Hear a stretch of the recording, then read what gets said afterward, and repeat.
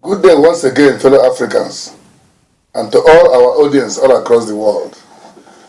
We have been making a lot of video messages to explain to you about our program about the program of the People's Movement for African Unity in carrying out their mandate of uniting and advancing the cause of Africa.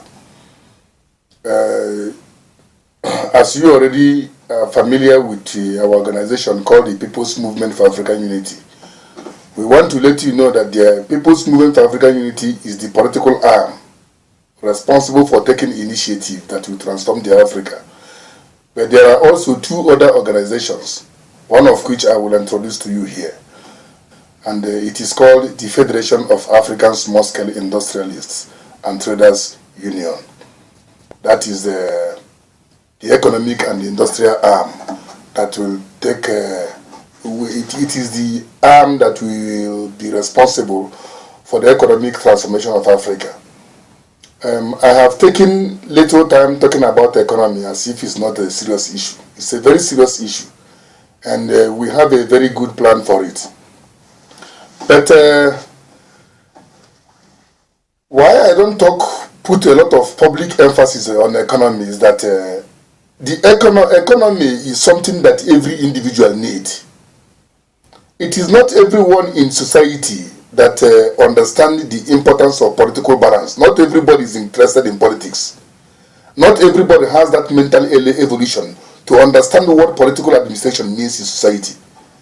Up to today, most people are not even interested in going to vote. Somebody like me, I only voted once in my life. I don't go for election. And I don't believe in election either. I believe that the election is just a mere means of stopping politicians from coming up with a fight that can affect the society, but it has not always been the best thing to do.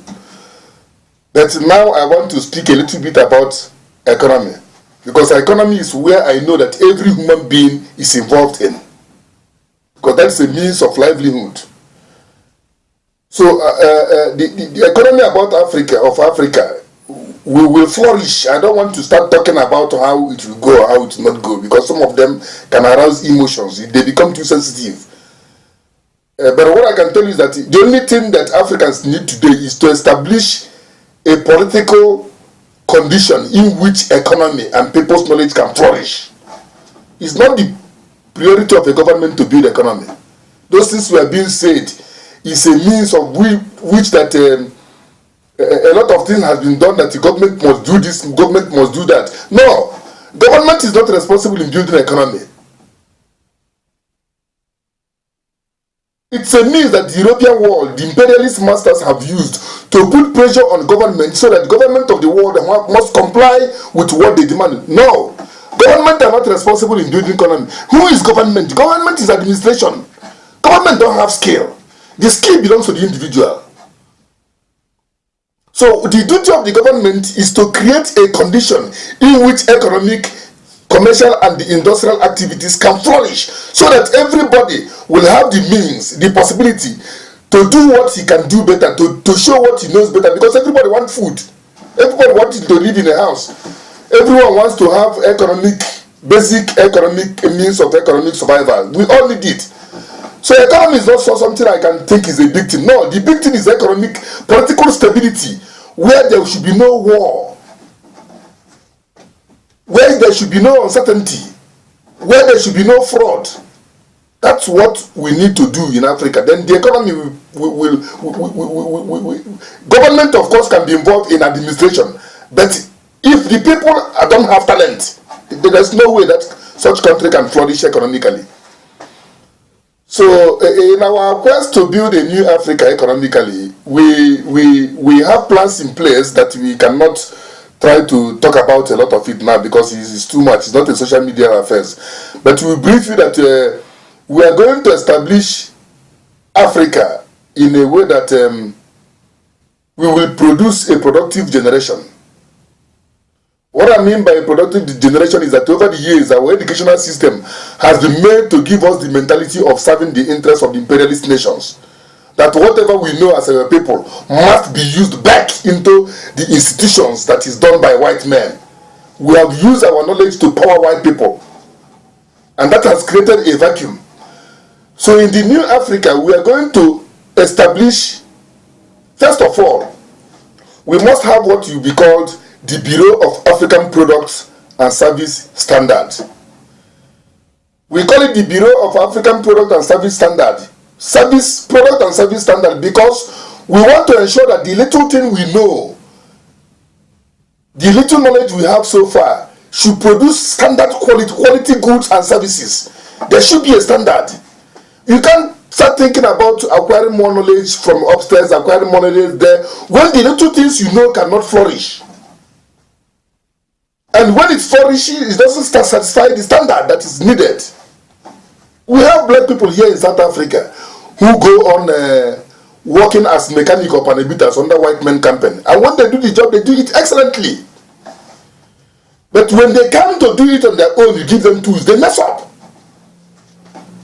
What is that psychological inferiority, that belief we don't have in ourselves, that can make someone to be a good servant, a slave to somebody, but cannot do that very thing for his own survival? Why is it that black people's business cannot flourish? So the first thing we'll do is to ensure that the little knowledge we have is working at our own favor and producing standard goods and services. We have to start valuing ourselves, valuing what we have. And then our next step will be to establish an educational system in which children as early as 12 to 15 years will be in technical schools. And by or before the age of 20 years, they should have their first practical knowledge, not just go and carry certificate around. We are not interested in carrying paper certificate around. That's not the issue. You must show us what you know. Because there are people who are not good in writing. Everybody are not of the same quality. That is the mistake that has been going on in Africa. If you don't write good exam, they say you know nothing. It's not everybody that is a good writer. Some people have written good, but they know nothing.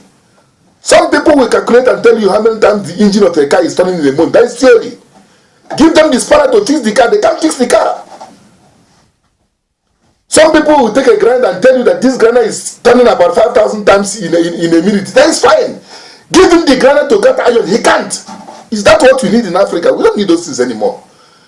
So we have to engage in a system, in an educational system, where children as early as 12 years can go to technical school, where they practice those things they know, where they grab the basic knowledge of production.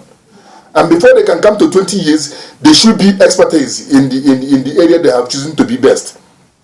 We have to accelerate this so that we will fill the void, the vacuum between Africa and the industrialized world, because we have the quality.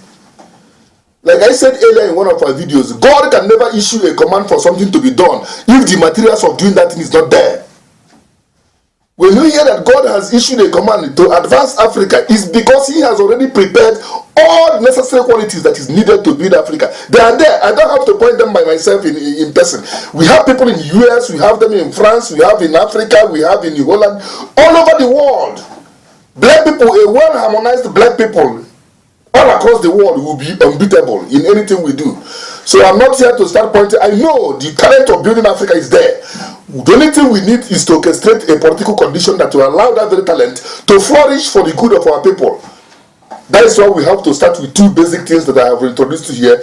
Bureau of African Product and Service Standard, to ensure that the little one we know is orchestrated, is carried out to our own benefit, and to a standard, to give standard services and products to satisfy the clients, who in turn will come tomorrow, because if you don't satisfy, they end up going somewhere. Then the second one is to see that we produce children that can become a productive society. We no longer want people who come and talk nice English. Our problem is not grammar. We don't need grammar in Africa anymore. That's not our issue. People who go to television and talk us of things and talking grammar. English language or grammatical punctuations is not our problem. What we need is productivity. We want to produce a productive generation to fill the vacuum, because everything you do, if you don't have the economy to feed yourself, you end up being a slave to those who control economic power. There's nothing. You can't argue about that. So it is the duty that you want to carry through the Federation of African Small-Scale Industrialists and Traders Union. When we call it small-scale industrialists, it does not mean that all African people's economy and personal businesses at small scale. No, we call it small scale because we know that even most of the big businesses we have in that our people claim to be controlling, all of them are dependent on products that come from outside, which if we withdraw it, they end up coming to small scale. So we better call it small scale early, and we begin to evolve from there. That's why we call it a Federation of African Small Scale Industrialists and Traders Union. It's going to work across Africa. We have to ensure that these things we are doing in Africa to say that somebody is a South African, but South Africa don't have a forest to produce rubber like Liberia produces rubber. But the South African, the Zulu person or Pedi person has the quality on how to use rubber. We take him to Liberia, go there. That's where the rubber is. Go and open your company, supply him what he wants. Let him do his job. Why should you call him that he's not a Liberian? That's why he cannot come to use rubber in Liberia for production. And then the rubber ended up going to Britain and China. Then our fellow Africans here cannot enjoy the rubber that is in the continent because we have different nationalistic interests. What is that? That's stupid. We have cocoa in Ivory Coast. And then you have somebody from Cameroon who knows how to manipulate cocoa. You tell him no because he's not a Cameroonian, he's not an Ivorian citizen. What is that? But the cocoa end up going to France. What are we doing to one another? And then you come to South Africa, you need to do something. They tell you no because you're a Nigerian. You don't have Nigerian paper. That's why you must. No. Of course, we will be introducing what will be called the economic privacy, the policy of economic privacy. But in terms of areas of scientific and technological productions, we have to make it open. Because the talent you have in Nigeria, having a talent on how to produce a certain thing in Nigeria does not mean that you are going to have the natural resources to produce it. You can find natural resources in South Africa. A South African who knows how to do something, he doesn't have it in South Africa, he can find it in Mali. We open the continent so that our people, we can develop our people.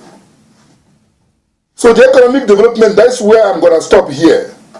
We are not blind about the economy. We know it's very, very important, and we're going to carry it out to the best of our ability. And from there, we advance. But first of all, we have to produce our goods and services must be in standard. Second, we have to produce a productive generation. People whose knowledge are practical. Children should be able to learn about production, so we can fill the void between us and the advanced world. We are capable of doing that. I don't have any doubt about it. I don't even have a doubt. Like I said earlier, I'm not doubting about Africa's ability to build the economy. We build the economy of other people using our human and natural resources. Why can't we build our own? It is time that Africa must rise. Please stand up and get yourself ready. Thank you.